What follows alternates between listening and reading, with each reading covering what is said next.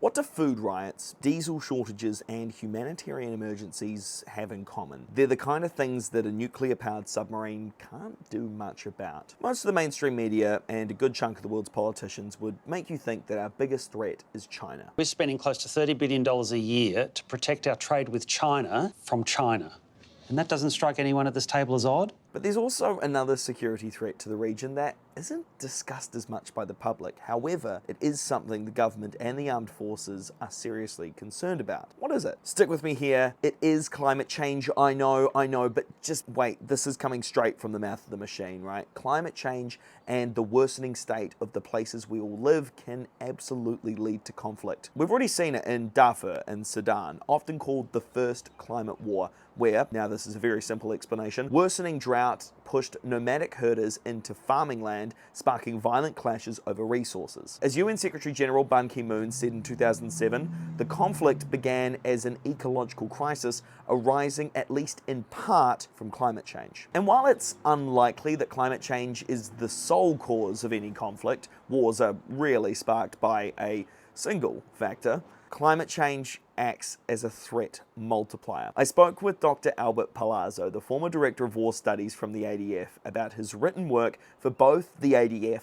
and the United States Army. Palazzo reckons that climate change is not just an environmental issue, but the greatest national security threat Australia has ever faced. An existential risk that could destabilize our region, collapse food systems, and lead to resource wars unlike anything we've seen since the Second World War. So how would one of these climate-induced conflicts start anyway? Well, like any conflict, there is tension, and in this case, the tension is caused by an effect of climate change. Here's an example from right now. Tuvalu, a small island nation about halfway between Australia and Hawaii. It's one of the first countries at risk of being swallowed by rising sea levels. In fact, Australia recently signed a treaty to give Tuvaluans special migration rights as the threat becomes real. The treaty serves a lot of purposes, but one geopolitical part of it might be that it helps Australia stay friendly with Tuvalu and keep a close connection so other countries don't get more influence in the Pacific. Palazzo calls this sort of thing a tension release valve. But what happens when there isn't a release valve?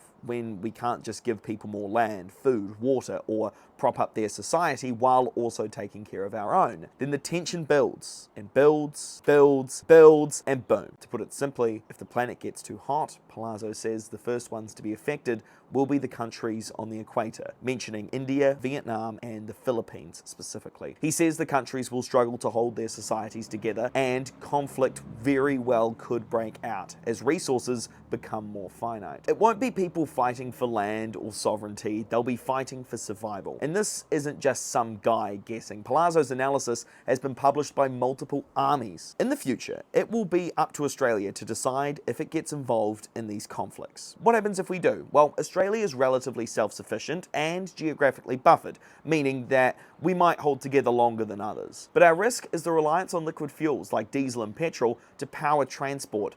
We only keep about 22 days worth of diesel in the country, and the supply chain is very fragile. The solution to minimize our reliance on liquid fuel is to electrify as much as possible. And alright, if we believe Palazzo and begin to plan as if these conflicts are coming, what kind of equipment do we need? Well, things that can move troops, hospitals, and aid into a war zone, and get refugees to safety, like cheap Hercules planes as well as landing craft. But what are we buying? Hunter-class warships and nuclear-powered submarines. Expensive, still kind of sick, not gonna lie, but completely irrelevant for these types of conflicts. Despite the size of the AUKUS submarines, they aren't made for transporting people and goods. Their purpose is to project offensive power at great distances. Basically, don't come into my space and don't fuck with me. The problem is that these are useless when regional areas are fighting over food and water. And we can't just blame Scotty from marketing on this one. It had the support from both sides of the aisle. Prime Minister Anthony Albanese was the one who actually signed the AUKUS submarine contract. On the global stage, Australia might be considered a middle power, but when it comes to our backyard, the South Pacific, especially in terms of defence, we at least like to think we have significant influence. And Aussies are pretty good at preparing for disasters, so why are we not preparing to protect both ourselves and our neighbours?